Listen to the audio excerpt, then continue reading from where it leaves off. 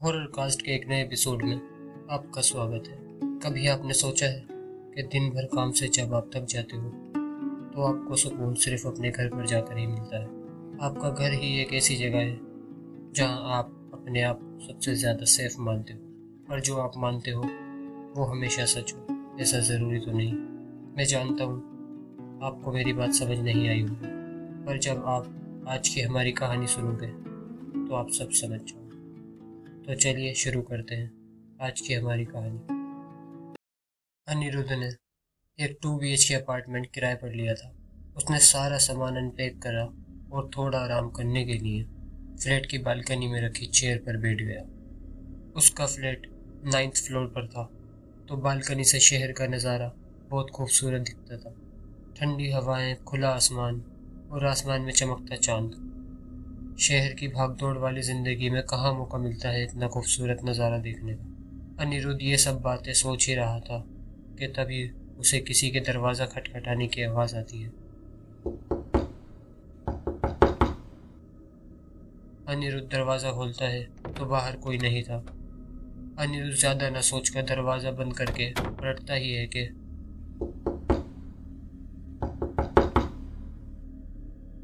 ये ज़रूर बिल्डिंग के बच्चे ही शरारत कर रहे होंगे। ये सोचकर अनिरुद्ध चिढ़ता हुआ दरवाज़ा खोलता है और डांटते हुए कहता है, कौन है? कौन है ये जो शरारत कर रहा है? सामने आओ। पर उसे दूर से दूर तक कोई नजर नहीं आता। अनिरुद्ध दरवाजा बंद करके लिविंग रूम में ही सोफे पर बैठ जाता है और टीवी ऑन कर देता है। अब थोड़ी देर हो गई थी और डोर पर अब कोई भी नॉक नहीं कर रहा था। लगता है बच्चे डांट खाकर चले ही गए। अनिरुद्ध ये सोच ही रहा था कि तभी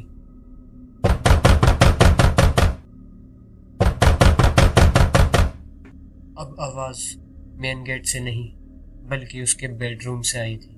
अनिरुद्ध अब थोड़ा घबरा गया था और अपने बेडरूम की तरफ धीरे कदमों के साथ बढ़ रहा था। जैसे ही अनिरुद्ध बेडरूम का दरवाज़ा खोलता है तो अचानक ही दरवाज़ा खटखटाने की आवाज़ भी रुक जाती है। अनिरुद्ध को समझ नहीं आ रहा था कि ये आवाज़ें उसका वहम है या ये सब कुछ उसके साथ असल में हो रहा है।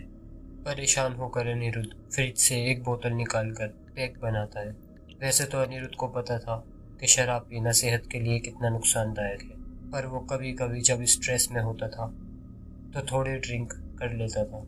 1-2 पैक के बाद अनिरुद्ध सोचता है कि ये सब उसका शायद वहम ही है। वो शिफ्टिंग के कामों से थक गया है और कई दिनों से उसकी नींद भी पूरी नहीं हुई थी, तो वो सोने के लिए बेडरूम में जाकर लेट जाता है और थोड़ी ही देर में उसकी आंख भी लग जाती है।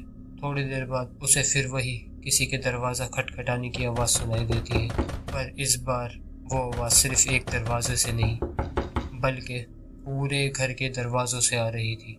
अनिरुद्ध उठने की कोशिश करता है, पर उसकी आंखें उसकी लाख कोशिशों के बाद भी नहीं खुल पा रही थी।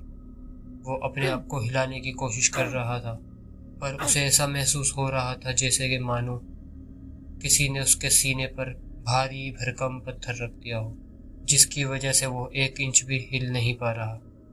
कि फिर अनिरुद्ध को महसूस देता है कि जैसे कोई ठंडी लोहे की चीज़ उसके चेहरे पर टच हुई, और फिर अनिरुद्ध झटके से उठकर बैठ जाता है। अपने आसपास देखने पर उसे कोई नज़र नहीं आता।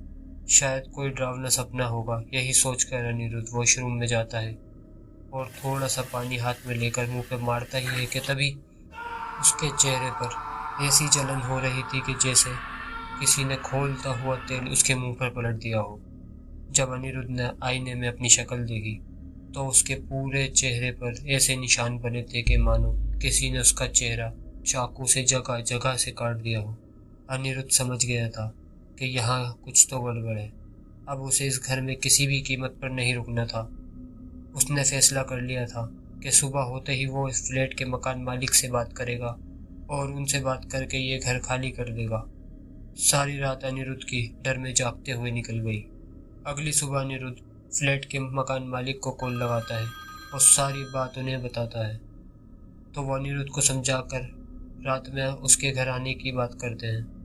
रात होती है और अनिरुद्ध दरवाज़ा खोलता है तो उसके सामने फ्लैट के मालिक खड़े थे। अनिरुद्ध उन्हें सोफे पर बिठाता है और उनसे पूछता है, शिवम जी, ये क्या हो रहा है यहाँ पे? एक दिन ही हुआ है मुझे यहाँ आए हुए और आप मेरी हालत देखिए। शिवम जी कुछ जवाब नहीं देते, बस एक टक बालकनी की ओर देखते हैं। आप कुछ कहते क्यों नहीं? क्या देख रहे हैं आप बालकनी में? मेरे सवाल का जवाब तो दीजिए। शिवम जी अब भी उस बालकनी में देख रहे थे और फिर अचानक बोले, तुम ये सब बंद क्यों नहीं कर देती? क्यों मासूमों को तकलीफ दे रही हो? मर चुकी हो ना तुम? अब ये घर तुम्हारा नहीं है, मेरा है। चली क्यों नहीं जाती तुम यहाँ से? चली जाओ यहाँ से प्लीज, चली जाओ। ये रहा तुम्हारा आखिरी शिकार। अब तो मैं जादू ना, ये 12वीं बलि है, आखिरी बलि। जल्दी से काम खत्म करो ताकि मैं भी अपनी बाकी जिंदगी सुकून से जी सकूं। थक गया हूं मैं तुम्हारे लिए हर महीने एक नई बलि लाते लाते। शिवम जी के मुंह से ये बात सुनने की उम्मीद नहीं करी थी अनिरुद्ध ने। शिवम जी बस मन ही मन खुश होते हुए उस फ्लैट से बाहर चले जाते हैं और उनके जाने के बाद एक आवाज पूरी बिल्डिंग में गूंज उठती है।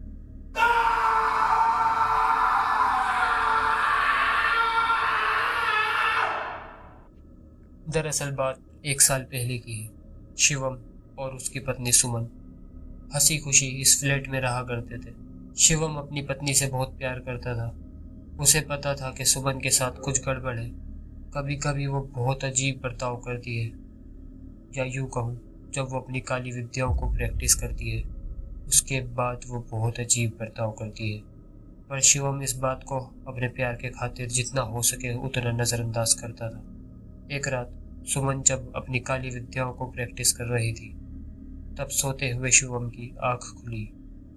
उसने अपने बगल में सुमन को नहीं पाया तो वो उसको देखने के लिए बेडरूम के बाहर निकल गया तो उसने देखा सुमन ने लिविंग रूम में किसी खून जैसी लाल चीज से एक तारे की आकृति बना रखी है और उसके सारे कोलों पर मोमबत्तियां लगाकर उस आकृति के बीच किसी इंसान की खोपड़ी रखकर कुछ फुसफुसा रही है।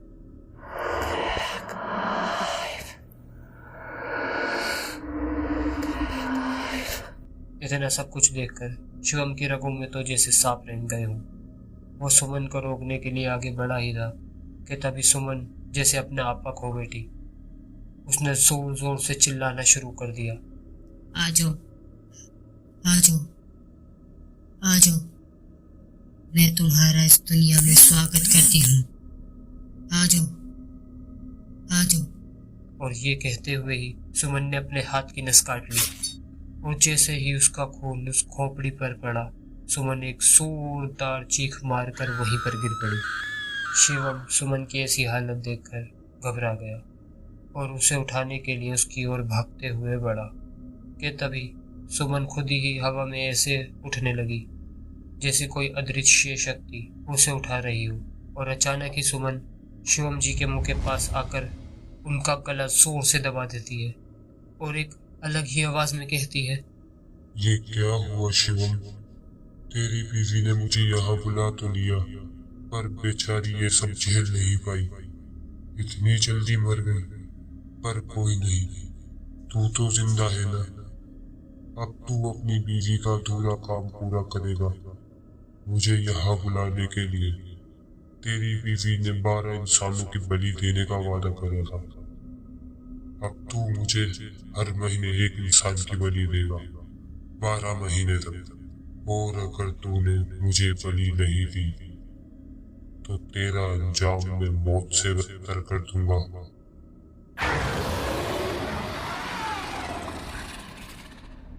तब से शिवम जी हर महीने उस घर के लिए ऐसे किराएदार को ढूंढते हैं जो अकेला ही रहता हो, जिसके आगे पीछे कोई ना हो।